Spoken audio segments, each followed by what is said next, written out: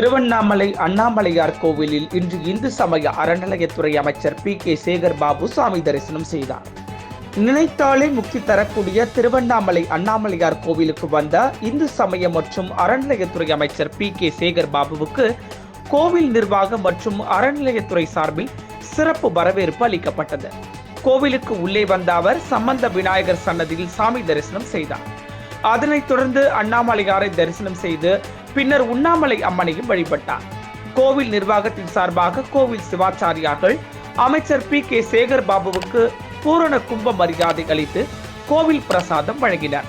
அவருடன் அணைக்கட்டு தொகுதி சட்டமன்ற உறுப்பினர் நந்தகுமாரும் வருகை புரிந்தார். அவருக்கும் கோவில் நிர்வாகத்தின் சார்பாக மாலை அணிவித்து மரியாதை செய்தனர்.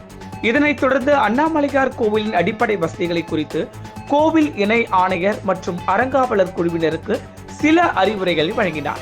இந்த நிகழ்ச்சியில் கோவில் இணை ஆணையர் சி. ஜோதி, அறங்காவலர் குழு தலைவர் ஜீவானந்தம், உறுப்பினர்கள் டாக்டர் மீனாட்சி சுந்தரம், கோமதி குணசேகரன், சினம் பெருமாள், கோவில் மேலாளர் செந்தில் உள்ளிட்ட ஏராளமான கோவில் நிர்வாகிகள் உடன் இருந்தனர்.